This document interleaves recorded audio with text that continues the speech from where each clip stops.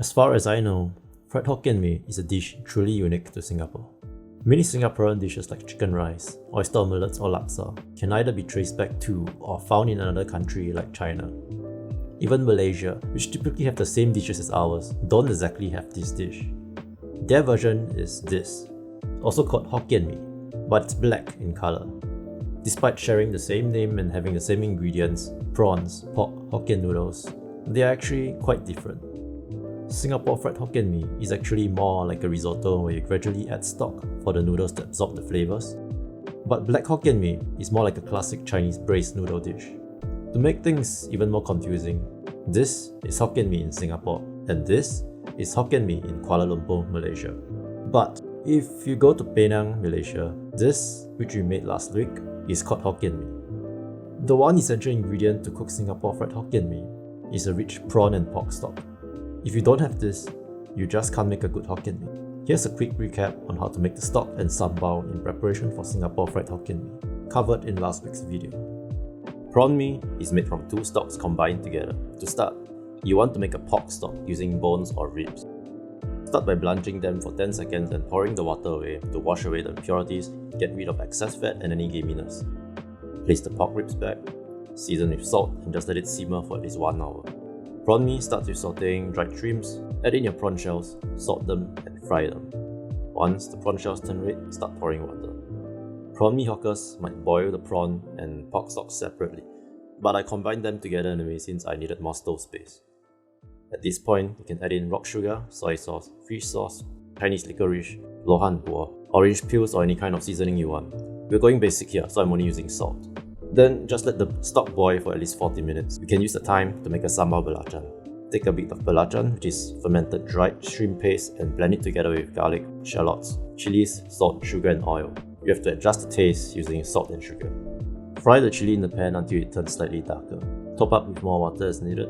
After 40 minutes, you can take out the pork ribs for prawn mee. Then blend everything in the pot. Yes, including the shells. You want to extract everything in the prawns. Strain the resulting mixture and you'll be left with prawn mee soup. Try to squeeze every bit of juice out of the shells. This is good enough on its own. Once you have that, it's really simple to make. Soak your rice noodles in water, then chop your other ingredients. Remove the fats along the pork belly, leaving the meat in strips. You're supposed to cut out the top layer of the skin, but I didn't do it because I was a dumbass.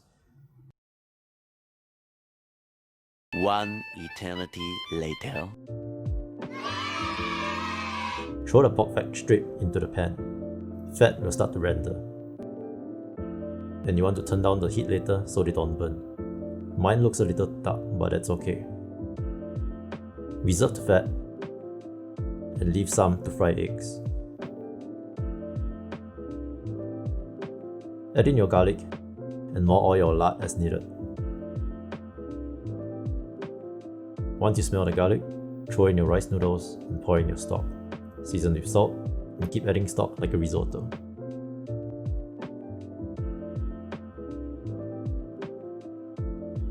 Technically, this way is more like a stewed noodles than fried, though very few hawkers actually fry it anymore.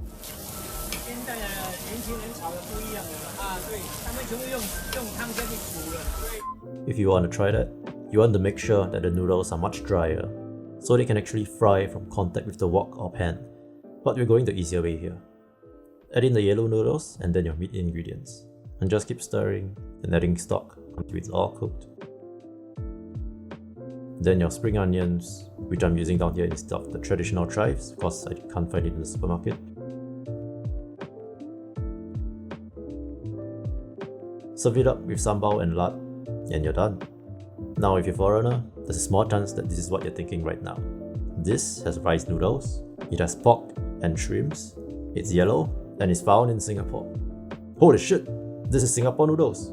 In my previous Singapore Noodles video, we covered that Singapore Noodles was probably invented in the 1940s by Cantonese cooks, either in Singapore, Malaysia or Hong Kong. So let's compare these with Fried Hokkien Mee a little.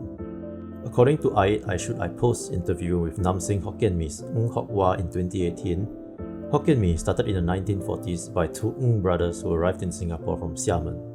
They worked at a factory, and after work, they used whatever ingredients, may it be squid, prawns or pork, to cook in a charcoal stove placed on the ground. Soon, their noodles got popular enough that they were able to quit their factory jobs. People gave their noodles names like To Ka Mee or Kelo Mee, Sotong Mee, Hei Mee, Hokkien Cha. One of the brothers went to Rokor Road later, and that got referred to as Rokor Mee. But if we were to look at an older newspaper article in 1984, an old retired hawker, Yeo Siew Keng, says that Hokkien Mee started in the 1880s. A Hokkien immigrant ran a store in Rokor Road and had a store assistant who was also Hokkien. That assistant later set up his own store and had 4 gambling buddies who were all Teochew. Yeo Siew Keng is apparently one of those 4 friends. The Hokkien assistant taught his friends how to cook Rokor Mee, and the 4 decided to cook the dish in 4 separate districts, all at least 8 kilometers away from each other. The dish is said to be popular with richer Eurasians, Europeans, and Peranakans in the 1930s to 1940s. Each plate costed 10 cents, which was 5 times the plate of a Teochew fried rice noodles at 2 cents. Unlike the Ng story, Mr. Yeo is very particular about how Hokkien Mee should taste. The stock needs to be cooked for 4 hours with prawns, anchovies, pork sugar, and some of the secret ingredients. The wok needs to be extra thin so that noodles can actually fry, and you need to use sun-dried, not factory rice noodles because, well, you get the idea. He was very particular that he wouldn't touch any Hokkien Mee except his own. And that's actually all we have of Hokkien Mee history. Without more information, we really can't say if there's any connection to the Cantonese Singapore noodles. What we can say is that there's a good chance that this dish is truly unique to Singapore. If you know something more about Hokkien Mee, be sure to let me know in the comments.